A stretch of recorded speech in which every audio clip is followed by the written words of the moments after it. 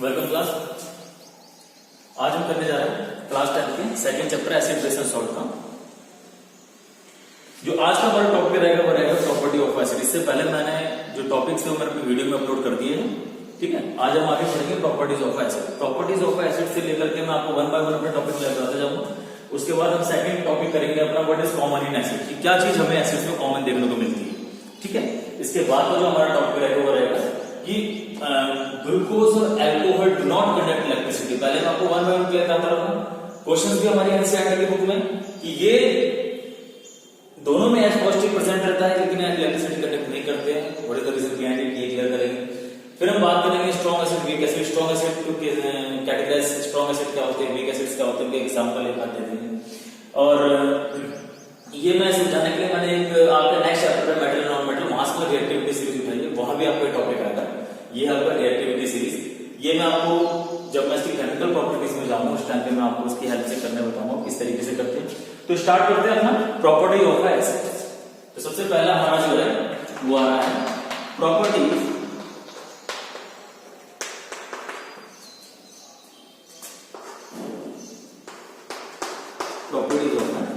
ठीक है। अब क्लास में आपने यहाँ पे ध्यान देना, जब मैं बात करूंगा प्रॉपर्टीज की तो मैं यहाँ पे प्रॉपर्टीज को फर्दर डिवाइड कर दूंगा, एक फिजिकल प्रॉपर्टीज में और एक केमिकल प्रॉपर्टीज में, ठीक है। तो फिजिकल प्रॉपर्टीज क्या होती हैं, जिनको हम टच करके, स्मेल करके और क्या कहते हैं आप सेंस से देख करके कैसे पता लगाओगे कि ये एसिड है, ठीक है। केमिकल प्रॉपर्टीज में कुछ केमिकल रिएक्शन देते हैं तो उसके साथ रिएक्शंस करके पता लगाएंगे ये चेंजेस मुझे देखने को मिल रहे हैं तो ये चेंजेस कैटेगराइज है एसिड के अंदर, तो ये एसिड है। दूसरा चीजें देखने को मिल रहा है बेस के अंदर तो वो बेस है। जब मैं बेस का टॉपिक करूंगा तो मैं बात करता हूं इसकी प्रॉपर्टीज में। सबसे पहले फिजिकल प्रॉपर्टीज को डिफाइन कर लेता हूं यहाँ पे। जैसे कि हमने स्टार्टिंग में मैंने पहले वाली वीडियो में मुझे बताया था आपको कि एसिड हैव अ सोर टेस्ट। एसिड हैव अ सोर टेस्ट, ठीक है। तो क्या है, आप सपोज करो कि लेमन, मैं बात कर रहा हूं नींबू की। नींबू आपको पता है एसिड है, ठीक है। अगर आप उसे टेस्ट करोगे तो आपको कैसा खट्टा महसूस होगा, तो एसिड्स हैव अ सोर टेस्ट। दूसरा अगर मैं बात करूं लिटमस पेपर वाला दिया था मैंने, तो जो सेकंड फिजिकल प्रॉपर्टी बताऊंगा एसिड टर्न, ये मैंने आपको बताया था ब्लू लिटमस टू रेड। अगर मैं रेड में डालूंगा तो उसमें कोई चेंजेस देखने को नहीं मिलेंगे। तो acid turns blue litmus to red colour. देखो लिटमस पेपर हमारे पास दो टाइप के रहते हैं, एक रहता है ब्लू लिटमस, एक रहता है रेड लिटमस पेपर। अगर आप रेड लिटमस पेपर को एसिड में डिप करोगे तो उसमें आपको कोई चेंजेस देखने को नहीं मिलेगा। लेकिन वहीं अगर आप ब्लू लिटमस पेपर को एसिड में डिप करोगे तो आपको क्या उसको चेंजेस देखने को मिलेगा, ब्लू से किस में चेंज हो जाएगा, रेड में। वहीं मैं अगर बात करूंगा बेस की, तो बेस में क्या होगा उस टाइम पे पढ़ेंगे, ठीक है। तो ये सेकंड प्रॉपर्टी होगी इसकी physical. Third property acid solution contain electricity.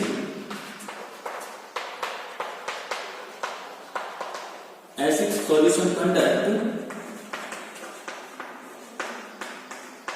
Electricity, ठीक है। जो एसिड सॉल्यूशन होते हैं वो इलेक्ट्रिसिटी को कंडक्ट करते हैं।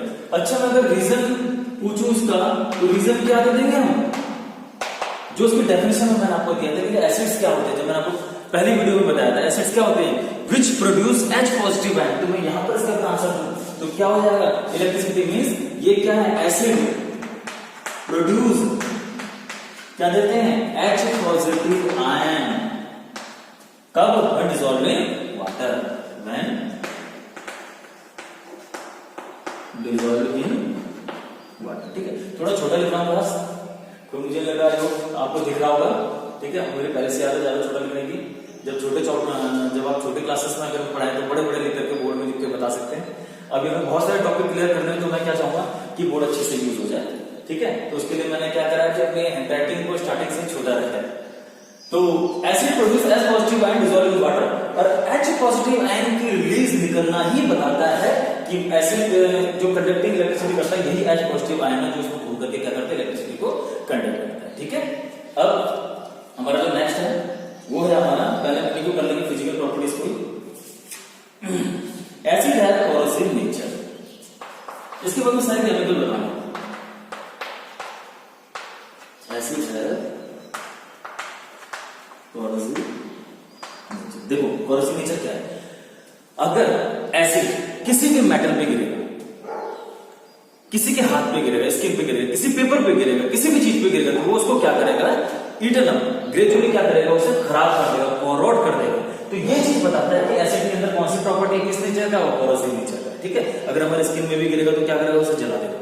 ठीक है ना, तो यही बताता है कि एसिड है कोरोसिव नेचर। अच्छा, इसमें से जो आपके एनसीईआरटी में क्वेश्चन है कि तो हमें जो एसिड्स रहते हैं ये मेटल के कंटेनर से बढ़िया किस में स्टोर करें, या तो प्लास्टिक में वो भी डाइल्यूटेड, या फिर हम सबसे बेटर हमारे पास क्या है, ग्लास, जो कांच की शीशियां रहती है।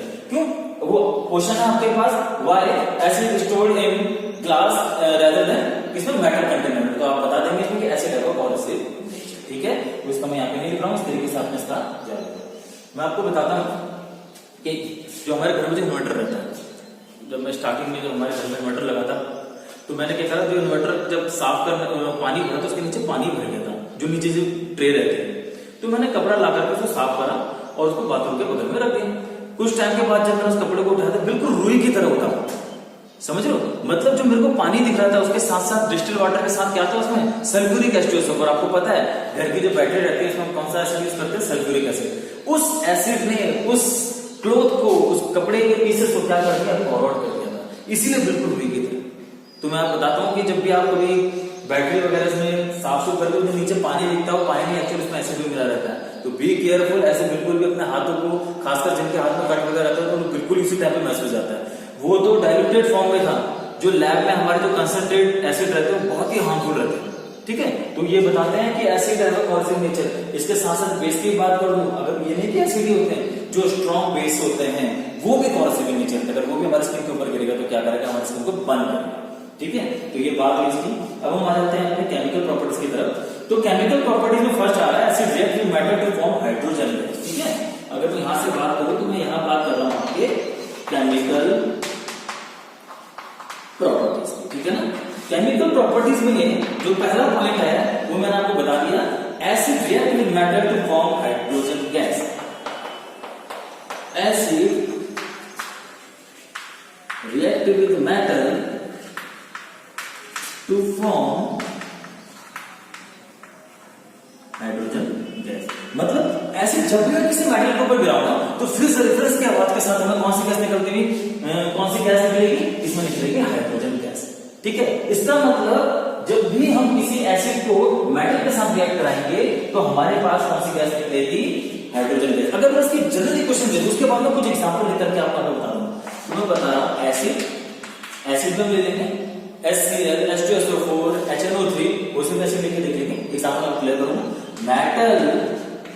ठीक है, तो हमें क्या मिल जाएगा, एसिड प्लस मेटल के साथ तो हमें मिलेगा सॉल्ट।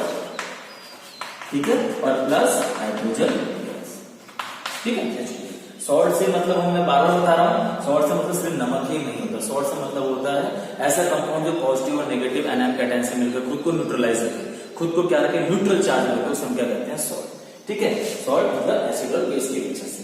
तो मैं यहां पर आपको एग्जांपल लिख करके बता देता हूं। तो यहां पर हमारा एग्जांपल है, जैसे कि मैंने बताया एसिड और मेटल रिएक्ट करके सॉल्ट बनाते हैं। तो यहां पर मैंने कुछ मेटल लिखे, जैसे सबसे पहले बात करो जिंक की, तो जिंक जब भी H2SO4 के साथ रिएक्शन करेगा तो क्या बना देगा, सॉल्ट बना देगा, हाइड्रोजन गैस अलग निकाल देगा। तो यहां पर क्या बन जाएगा हमारा जिंक सल्फेट और प्लस कौन सी गैस निकल जाएगी, हाइड्रोजन। क्लियर है ना। इसी तरीके से जब मैं यहां पर सोडियम के साथ सल्फ्यूरिक एसिड को लूंगा तो क्या होगा, Na2SO4 सोडियम सल्फेट और प्लस कौन सी गैस निकल जाएगी, हाइड्रोजन। ये आपका मैग्नीशियम का है, जब मैं मैग्नीशियम को सल्फ्यूरिक एसिड के साथ लूंगा तो कौन सा बन जाएगा, मैग्नीशियम सल्फेट और प्लस कौन सी गैस निकल जाएगी, हाइड्रोजन। क्योंकि जनरल इक्वेशंस मैंने आपको लिखा रखी है कि मेटल जब भी एसिड के साथ रिएक्ट करेगा तो क्या होगा। एल्युमिनियम का H2SO4 के साथ जब भी रिएक्शन होगी तो क्या मिलेगा हमें, Al2SO4 whole thrice plus hydrogen. तो यहाँ पे आपको बैलेंस करना है। ठीक है ना, दो एल्युमिनियम है, aluminium sulphate Al2SO4 whole thrice. Copper का जब मैं H2SO4 के साथ रिएक्शन कराऊं तो क्या होगा, कॉपर क्या मैं उसको भी CaSO4 लिख दूं। देखो ये तो जनरल है कि एसिड और मेटल क्या देखो, सॉल्ट और हाइड्रोजन। लेकिन आपने एक पॉइंट बहुत इंपॉर्टेंट है जो आपको अगले चैप्टर में मिलेगा मेटल नॉन मेटल में। ठीक है, वो है आपको रिएक्टिविटी सीरीज याद करनी है। अब आ जाइए इसका, ये जो मैंने कहा था कि थोड़ी देर पहले, ये आपकी रिएक्टिविटी सीरीज ये क्या दिखाता है कि अभी तक जितने मेटल हमने खोजे हैं उनमें सबसे ज्यादा रिएक्टिव मतलब जिसको रखते ही साथ मॉइस्चर से अटैक हो जाएगा। जैसे मैंने अभी बात करूं सोडियम की, मैं यहाँ पे रखूं थोड़ी देर तो बस आग लग जाएगी। वो क्या करेगा, एटमॉस्फेयर से मॉइस्चर लेने के बाद वाटर के साथ रिएक्ट करके उसको क्या क्या बना देगा, सोडियम ऑक्साइड बना देगा, मतलब उसमें फायर लग जाएगी। तो कौन से हमारे पूरे पीरियोडिक टेबल 118 एलिमेंट में से सबसे ज्यादा रिएक्टिव कौन से देखने को मिले, उसके ऊपर सबसे ज्यादा रिएक्टिव है, मोस्ट रिएक्टिव पोटेशियम। फिर आया था एग्जांपल में जनरल सीरीज हम बना रहा हूं, पोटेशियम, फिर sodium, calcium, magnesium, aluminium, zinc, iron, tin, hydrogen. ये आपने याद करना लाइक है, आपको क्वेश्चन याद करने की जरूरत नहीं। ये तो इसमें बहुत सारे एनसीईआरटी ऐसे क्वेश्चन हैं जो रिएक्शन करके दे रहा है कि जिसमें आ रहा है वो रिएक्शन क्या रिएक्शन करेगा कि नहीं करेगा, क्या अगर मैं किसी चीज को इस मेटल में रखूं, इस वाले मेटल को इसके मेटल के सॉल्यूशंस में रखूं तो क्या रिएक्शन होगी, सारे के सारे जवाब यहां से मिलते हैं। लीस्ट रिएक्टिव आपको पता है कौन सा होता है हमारे पास, गोल्ड, ए। फिर कौन सा आता है आपके पास, सिल्वर, मरकरी, कॉपर। इसीलिए लीस्ट रिएक्टिव है, इसलिए क्या है, थोड़ा महंगे मिलते हैं। गोल्ड देख लो आप, आजकल क्या रेट चल रहा है गोल्ड का, 10 ग्राम 10 ग्राम कितना होता है, 1 तोला 10 ग्राम। आज की डेट में देखा जाए तो 45,000 45,000 रुपए का सिर्फ 10 ग्राम। तो 1 किलो और आधे किलो को तो छोड़ दो। क्यों, क्या चीज उसको महंगा बना रही है भैया, उसका क्या नहीं होता है, जल्दी से रिएक्ट नहीं करता है, रिएक्टिव लीस्ट रिएक्टिव मेटल है, तो सालों साल तक चलता रहेगा, खराब हो गई। बाकी आप उसको अगर मैं ये बोलूँ ये वाले मेटल को, तो क्या होता है एकदम से फॉर्मूला ब्लैक हो जाते हैं, खराब हो जाते हैं, खत्म हो जाते हैं समय के साथ साथ। तो ये रिएक्टिव की नहीं आ रहा है। अच्छा, वो पॉइंट क्लियर हुआ आपको।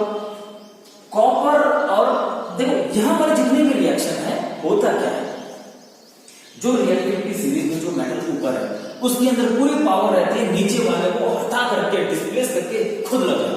ठीक है, अगर मैं बात करूं यहां पर एल्यूमिनियम की और उसके नीचे जिंक है, तो अगर जिंक सल्फेट के साथ एल्यूमिनियम की रिएक्शन कराऊं तो एल्यूमिनियम के अंदर पूरी पावर है तो जिंक सल्फेट को क्या कर दे, हटा दे, क्योंकि उसकी रिएक्टिविटी सीरीज उससे ऊपर है, उससे ज्यादा रिएक्टिव है कि नहीं।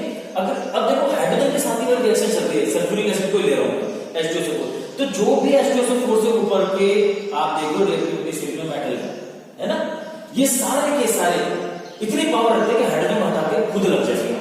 तो अब आप देखो, और जितने भी वहां पर जिंक ने हाइड्रोजन को अटैक खुद लग गया, सोडियम को खुद लग गया, मैग्नीशियम, लेकिन अगर लास्ट में रिएक्शन इंपॉर्टेंट है आपकी, तो इसमें क्या है, कॉपर देखो हाइड्रोजन के नीचे है ना, तो यही चीज है। तो हाइड्रोजन को कॉपर नहीं हटा सकता क्योंकि रिएक्टिविटी सीरीज में हाइड्रोजन कॉपर से ऊपर है। तो ये वाले रिएक्शन की अगर मैं बात करूं तो नो रिएक्शन, ये कई बार कॉम्पिटिटिव एग्जाम में पूछ लिया जाता है कि विच रिएक्शन हैपन और नॉट हैपन, बहुत सारी इस कंप्यूटर फॉलोइंग रिएक्शन दे देंगे, कई बच्चे कॉपर सल्फेट और हाइड्रोजन गैस निकाल देंगे, आपने उसको जरूर ध्यान देना, ठीक है ना, तुरंत अगर होगी तो ठीक है, तो रिएक्शन क्लियर है, ठीक है।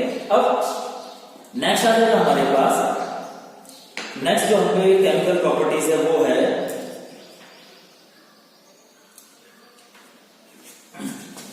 यहां पे मेटल कार्बोनेट के साथ यहां पर रिएक्शंस कर देंगे इसके।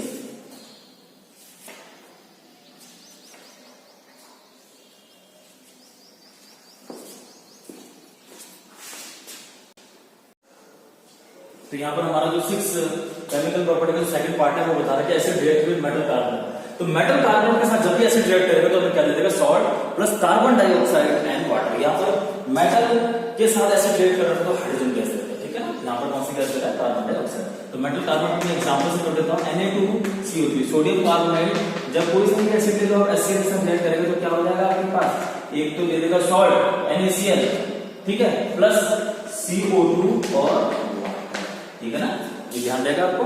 ऐसे अगर मैं बात करूं मेटल हाइड्रोजन कार्बन के साथ रिएक्ट करेगा तो भी ये देगा, देखो NaHCO3, ये आगे आपके पास सॉल्ट में आ जाएगा, NaCO3 ये क्या होता है, सोडियम बाइकार्बोनेट, ठीक है, बेकिंग सोडा आपका, ये जब HCl के साथ रिएक्ट करेगा ये भी दे देगा NaCl plus CO2 plus H2O, इसको आप बैलेंस कर लेना, ठीक है, कार्बन डाइऑक्साइड जितने भी ऑक्सीजन देखो आरबीटी बैलेंस है ये। तो ये आगे आपके पास जब भी acid react with metal carbonate तो हमें क्या देगा, सॉल्ट प्लस, ठीक है। तो अब हम बात करते हैं अपने थर्ड पॉइंट की, acid react with base to form salt, इसको हम बोलते हैं न्यूट्रलाइजेशन रिएक्शन, न्यूट्रलाइजेशन, ठीक है, एनसीईआरटी के एक्सरसाइज में क्वेश्चन भी है न्यूट्रलाइजेशन रिएक्शन। इसमें क्या होता है, हमें जब भी एसिड किसी बेस के साथ रिएक्ट करेगा तो हमें क्या दे देगा, सॉल्ट, और उसके साथ दे देगा वाटर। तो मैं यहाँ पे दे देता हूँ एसिड, जनरल इक्वेशन लिख के दे देते हैं, acid react with base to form salt plus water, ठीक है। तो अब कोई से भी एक एसिड ले लेते हैं और उसके साथ हम क्या यूज कर देंगे, बेस यूज कर देंगे। तो यहाँ पर हम जो एसिड ले लेते हैं वो लेते हैं सोडियम हाइड्रोक्साइड को और बेस ले लेते हैं HCl। तो जब भी हम सोडियम हाइड्रोक्साइड HCl बेस ले लिया हमने सोडियम हाइड्रोक्साइड, तो हमारे पास क्या बन जाएगा NaCl, ठीक है, NaCl बन गया हमारे पास। ये देखो अगर रिएक्शन अगर ज्यादा कॉम्प्लिकेटेड लगती है तो हमको ब्रेक करके भी सीख सकते हो। यहाँ पे Na positive OH negative, H positive Cl negative, ये देख लो class Na positive OH negative, class 9 का कॉन्सेप्ट है आयन को जोड़ना, और ये हो जाएगा आपके पास H पॉजिटिव Cl नेगेटिव, तो आप पॉजिटिव नेगेटिव को जोड़ दो NaCl, ठीक है, और H और OH नेगेटिव को जोड़ दो, क्या बन जाएगा आपका H2O। तो ये कॉन्सेप्ट अगर कभी आप फंसो, ठीक है, फिलहाल यहाँ पर इसे नहीं देखेंगे, क्लियर हुई चीजें, ठीक है। तो ये हो गया आपका न्यूट्रलाइजेशन रिएक्शंस, तो ये हो गया आपका सॉल्ट। इस रिएक्शन का सबसे बड़ा एग्जांपल आपको कहां देखने को मिलता है, कभी हमने जैसे सपोज करो कि बहुत ज्यादा खाना खा लिया, समोसे वगैरह कुछ ऐसी चीजें खा ली जो ऑयली होती है, हमारे पेट में एसिडिटी होती है। एसिडिटी आपको पता हमारे स्टमक में डाइजेस्टिव सिस्टम में कौन सा एसिड मिलता है, हाइड्रोक्लोरिक एसिड मिलता है। इसके लिए मैं कोई एक ऐसी चीज खाऊंगा जो कि बेस का काम करे। अब हमारे घर में एंटासिड टैबलेट रहती है, और मेनली जो फ्रिज में रखा रहता है हमारे, आप जिसे इनो काम करे 2 सेकंड में। इनो क्या है, मिल्क ऑफ मैग्नीशिया के फॉर्मूले से क्या मिलकर के बनाया आपके पास MgOH का होल ट्वाइस मैग्नीशियम हाइड्रोक्साइड, मतलब बेस है, एसिड हमारे पेट में, आपने उसे खाया पानी के साथ, ये दोनों न्यूट्रलाइज होकर के सॉल्ट प्रेजेंट, आपको क्या मिलेगा, थोड़ा सा राहत, ठीक है। तो ये वहां पे भी काम आता है, एंटासिड वाले कॉन्सेप्ट में, न्यूट्रलाइजेशन कॉन्सेप्ट में भी काम आता है, ठीक है। तो ये हमारे पॉइंट हो गए। एक लास्ट पॉइंट और रह गया है कि metal react with metal oxide to form salt and water. तो एट वाला जो है इसमें मैं मेटल ऑक्साइड को अगर रिएक्ट करा दूं एसिड के साथ, तो भी हमारा क्या बनता है, salt plus water. Metal oxide मैं कुछ भी ले सकता हूँ, यहाँ पे मैं मेटल ऑक्साइड ले लेता हूँ, कॉपर ऑक्साइड का एसिड के साथ रिएक्शन करा रहा हूँ, कॉपर ऑक्साइड ले लिया हमने और इसको रिएक्ट करा दिया एसिड के साथ, ठीक है ना। तो ये हमें क्या दे देगा, सॉल्ट दे देगा, क्लोराइड CuCl2 और प्लस डाल देगा। तो ये रिएक्शन आपको ध्यान रखनी। इस रिलेटेड एनसीईआरटी में क्वेश्चन है, प्लस ध्यान रखना जो कॉपर ऑक्साइड जो आपके पास रहता है वो रहता है ब्लैक कलर का, और ये थोड़ा सा जब बनता है सॉल्ट, जो उसका सॉल्ट है ये कैसे देखने को मिलता है, ग्रीनिश कलर को देखने को मिलेगा, ठीक है। तो आपके एनसीईआरटी में क्वेश्चंस भी है, मैं आपके एनसीईआरटी की बुक से पढ़ देता हूं उसे, कि metal compound a react with direct acid to produce efforts the gas involved H2 pieces of burning energy. तो इस तरीके से आपके पास, ठीक है, ये भी हम कर देंगे इसे। इसके बाद मैं एग्जांपल को सॉल्व भी करवा दूंगा। ये सारे रिएक्शंस आपने ध्यान रखनी है, यहाँ तक मुझे लगता है आपको कुछ प्रॉब्लम हुई होगी, ठीक है। फिजिकल और केमिकल प्रॉपर्टीज ये हमने सारी यहाँ तक कर ली है। अब अपना अगला टॉपिक देखेंगे ग्लूकोज एंड अल्कोहल का। इसमें कोई चीज छूटा नहीं क्लास, ठीक है। चलिए अपना नेक्स्ट टॉपिक स्टार्ट करते हैं। हमारे बच्चे में टॉपिक हमने क्लियर कर देते हैं, ठीक है।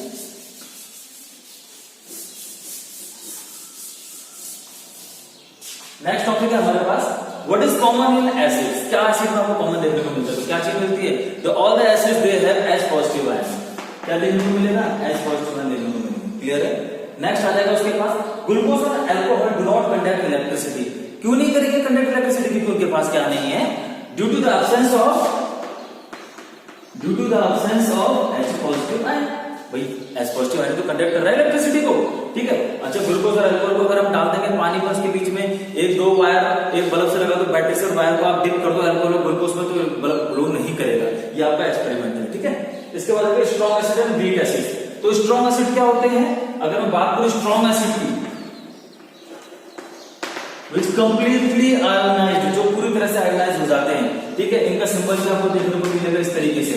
अगर मैं बात करूं HCl की, किसमें, तो HCl आपको क्या देगा, H पॉजिटिव और Cl नेगेटिव, ठीक है, इस तरीके से। और जो वीक एसिड होते हैं पार्शियली आयोनाइज्ड इन वाटर, वो पार्शियली अपना वो पूरी तरह आयोनाइज नहीं करेंगे। आपको वीक एसिड ये क्या होते हैं, पार्शियली आयोनाइज्ड। मतलब अगर बात करूं एसिडिक एसिड की CH3COOH, और दूसरी चीज उनके बीच का जो सिंबल आएगा वो कुछ इस तरीके से है, ये होता है रिवर्सिबल। इसमें तो कंप्लीटली दे दिया, अगर वापस बैक नहीं होगा। इसमें क्या हो रहा है, इक्विलिब्रियम में भी सेटअप हो सकता है, वापस बैक भी आ सकता है। तो ये किसमें हो जाएगा, CH3CO negative plus H positive ion, ठीक है। तो ये हो गया आपके स्ट्रॉन्ग एसिड और वीक एसिड के एग्जांपल, ठीक है। तो acid which is completely ionised in water is called strong acid, the acid which partially ionised in water is called weak acid. मैंने आपको एग्जांपल यहाँ पे दे दिए, ठीक है ना। तो ये हो गया आपका सारे टॉपिक 1 बाय 1 क्लियर हो गए हैं। एक छोटा सा टॉपिक और है, कई बार 10 के बोर्ड एग्जाम में पूछा जाता है। ठीक है, ये इंपॉर्टेंट है। एक क्वेश्चन है आपके पास, आपसे पहले रिएक्शंस करने को बोलेंगे, उसके बाद बोलेंगे कि हाइड्रोजन गैस अगर निकल रही है तो उसको आप कैसे डिटेक्ट करोगे और कार्बन डाइऑक्साइड गैस निकल रही है उसको आप कैसे डिटेक्ट करोगे। तो यहाँ पर मैं दोनों का एक्सपेरिमेंट करता हूँ। अगर मेरे को हाइड्रोजन गैस को डिटेक्ट करना है, ठीक है, हाइड्रोजन गैस, और अगर मेरे को क्या करना है, कार्बन डाइऑक्साइड गैस को डिटेक्ट करना है, तो दोनों के लिए अगर मुझे हाइड्रोजन गैस डिटेक्ट करनी है तो मैं क्या करूंगा, मेटल के साथ, जैसे देखो यहाँ पर ये एग्जांपल था, जैसे जिंक ग्रेन्यूल्स को मैं सल्फ्यूरिक एसिड में डाल दूंगा, ठीक है। तो जैसे ये टेस्ट ट्यूब है आपकी, इसमें पहले से आपने क्या डाला हुआ है, ये है आपके पास जिंक ग्रेन्यूल्स, ये है आपके पास H2SO4, यहाँ पर एक हमारे पास U2 लैब में रहता है, आप इसको दूसरी टेस्ट ट्यूब में डाल दो, या सॉरी इस तरीके से, ठीक है ना। यहाँ पर आप क्या करो, कॉर्क लगाओ रबर का, और यहाँ पर जब ये गैस रिएक्शन होगी तो गैस क्या होगी, धीरे धीरे हाइड्रोजन हल्की गैस के ऊपर के आएगी। अब आप इसे क्या करो, माचिस से इसके ऊपर हल्का सा बंद करके लेगा, तो आपको क्या होगा, पॉपअप साउंड के साथ। तो बस याद रखना है, pop up sound test, pop up sound test. एक इस तरीके से आवाज आएगी जो बिल्कुल पटाख से हल्के, जैसे छोटा सा पटाखा फूटता है, वाली आवाज आएगी आपको, वो डिटेक्ट करती है कि हाइड्रोजन, वैसे आपको पता बहुत इनफ्लेमेबल होती है। तो ये एक्सपेरिमेंट आपको बताएगा हाइड्रोजन डिटेक्शन टेस्ट, ठीक है। अब वही अगर मैं बात करता हूं किसकी, कार्बन डाइऑक्साइड, तो कार्बन डाइऑक्साइड को अगर मैं टेस्ट करूंगा तो इसके साथ क्या ले लूंगा मैं, इसमें हम ले लेंगे लाइम वाटर, ठीक है। लाइम वाटर भी हमारे लैब में रहता है, ठीक है। क्या होता है लाइम वाटर, CaOH का बोल कैल्शियम हाइड्रोक्साइड, इसी को मैं कहता हूं लाइम वाटर, ठीक है। इसमें कोई से भी रिएक्शन ले लो, जैसे कि मैं सोडियम कार्बोनेट वाले रिएक्शन देते एसिड के साथ, तो उसमें से क्या निकल रहा था, CO2 और H2, तो उसको U2 से मैं दूसरे उसमें मैंने क्या ले रखा है, सपोज इस वाले टेस्ट ट्यूब में आपने क्या ले लिया, मेटल कार्बोनेट Na2CO3, ठीक है, और उसकी किसके साथ रिएक्शन करा दी थी आपने, एसिड के साथ, ठीक है ना, एसिड वाली मेटल कार्बोनेट, U2 हमारे पास लैब में मौजूद है, और दूसरी टेस्ट ट्यूब में उसको डालना है डीप, जहां तक कि मैंने क्या ले रखा है इसमें, CaOH का होल प्लस। आपको थोड़ी देर के बाद क्या दिखेगा, इसका कलर हल्का हल्का मिल्की होना कन्वर्ट हो जाएगा, ये क्या हो जाएगा, मिल्की, दूधिया कलर में चेंज हो जाएगा। तो रिएक्शन क्या होगी, यहाँ पे कैल्शियम कार्बोनेट बन जा रहा है, ठीक है, इसके साथ रिएक्शन करके CO2 कैल्शियम कार्बोनेट, ठीक है, प्लस ये कैसा है आपका क्लास, मिल्की। तो ये डिटेक्शन टेस्ट हुआ कार्बन डाइऑक्साइड का, पॉपअप साउंड डिटेक्शन टेस्ट हुआ किसका, हाइड्रोजन का, CO2 का डिटेक्शन टेस्ट हुआ लाइम वाटर टेस्ट। ध्यान रहेगा। इसी के साथ मेरे ये टॉपिक फिनिश हो गया। नेक्स्ट टॉपिक मैं लेकर के आऊंगा आपके लिए बेस का। बेस में इसी तरीके से करेंगे, पहले फिजिकल प्रॉपर्टी को डिफाइन कर देंगे, उसके बाद केमिकल प्रॉपर्टीज को। Okay class, thank you.